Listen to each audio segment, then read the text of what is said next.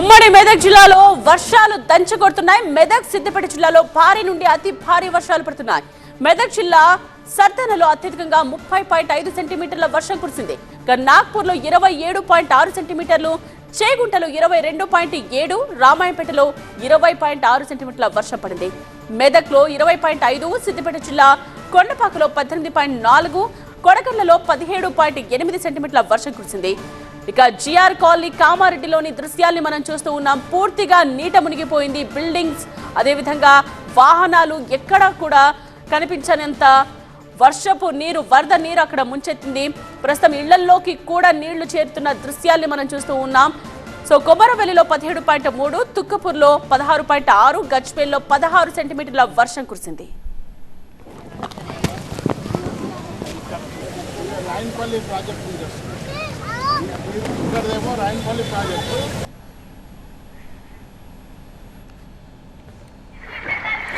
అదేందో పెట్టి అక్కడ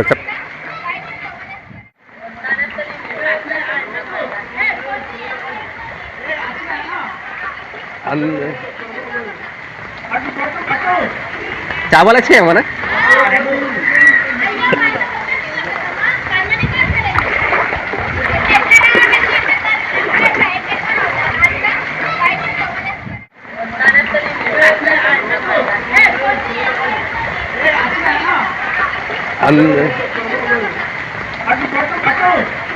चावल अच्छे हैं ना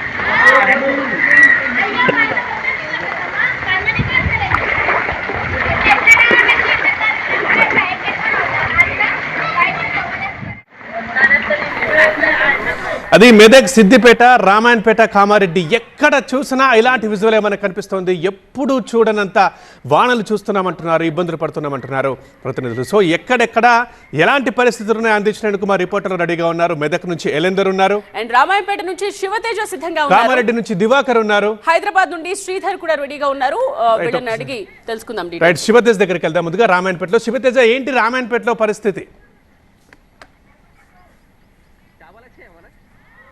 సో రామాయంపేటలో నిన్న మధ్యాహ్నం కొంత వర్షం తగ్గినప్పటికీ వరద మాత్రం ఇంకా తగ్గలేదు. అయితే రాత్రి నిన్న మధ్యాహ్నం వరకు వర్షం కురిసి ఆగిపోయిన తర్వాత రాత్రి నుంచి కంటిన్యూస్గా వర్షం పడుతూనే ఉంది. ఇంకా వరద మాత్రం ఆగలేదు. ఒకసారి మనం విజువల్స్లో చూస్తున్నాం. అక్కడి నుంచి ఏదైతే నిన్న రామాయంపేటను పూర్తిగా దిగ్బంధం అయిందని చెప్పామో దానికి కారణం ఇప్పుడు మనం చూస్తున్నటువంటి అక్కడి నుంచి వచ్చేటటువంటి ఈ వరదతోటే రామాయంపేట మొత్తం కూడా జలదిగ్బంధంలో ఇరుక్కుందనే చెప్పాలి. ఇట్లాంటి ఏదైతే అరటి పండ్ల తోపుడు బండిని మనం చూస్తున్నాం, అది కూడా ఆ నీటి ప్రవాహంలోనే కొట్టుకొచ్చిన పరిస్థితి. ఇక్కడ ఒక పెద్ద ఇనుప పైపు కూడా చూస్తున్నాం, ఇది కూడా అక్కడ నుంచే కొట్టుకొచ్చిన పరిస్థితి. అంటే ఈ స్థాయిలో వరద ఉధృతి నిన్నంతా కూడా కొనసాగింది. జనాలంతా కూడా నిన్న పండుగ అన్న విషయాన్ని కూడా మర్చిపోయారు. వారి ఇళ్ల నుంచి బయటికి రాలేని పరిస్థితి కొనసాగుతుంది. ఇంకా కూడా వరద మనకు కనిపిస్తుంది. వరద నీరు అంతా కూడా ఉధృతంగా వస్తున్న పరిస్థితి కనిపిస్తుంది. చాలా వరకు ఏవైతే సెల్లార్లు ఉంటాయో ఆ సెల్లార్లలో పూర్తిగా నీటితో నిండిపోయిన పరిస్థితి కనిపిస్తుంది. వాటిని బయటికి తీయడానికి ఆ ఇంటి యజమానులు తీవ్ర స్థాయిలో ఇబ్బందులు పడుతున్నారు. మోటార్లు పెట్టి ఆ నీటినంతా కూడా బయటికి పంపించే ప్రయత్నం చేస్తున్నారు.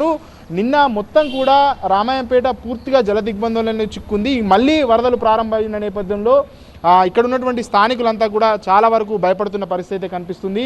మరోవైపు రామాయంపేటకు వచ్చేటటువంటి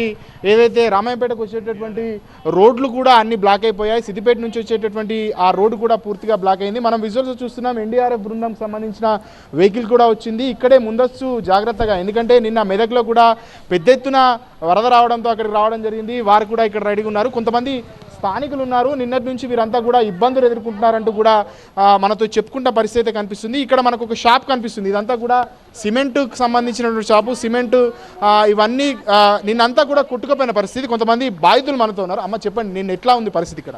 నిన్న అయితే అసలు మనుషులు రాలేకపోయినాము. అవతలకి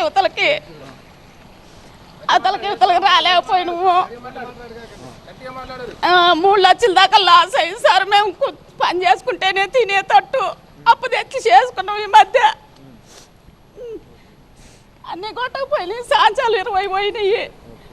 3 టిప్పులు కంకర పడిపోతే లేదేడా పోయింది. అన్నీ పోయినాయి సారు. నిన్న ఎన్నిటికి స్టార్ట్ అయిందమ్మా వరద? ఎన్నిటి స్టార్ట్ అయింది? ఎప్పటి వరకు ఉంది? 4 గంటల నుంచి పోతానే ఉన్నది నీళ్ళు. అదే ఇంట్లో ఉన్నారా? రాత్రి అంతా ఎట్లా ఉన్నారమ్మా? ఇబ్బంది అయిందా? ఇబ్బంది ఏమున్నది సార్. బావతలు ఇంట్లోకి పోయినాము.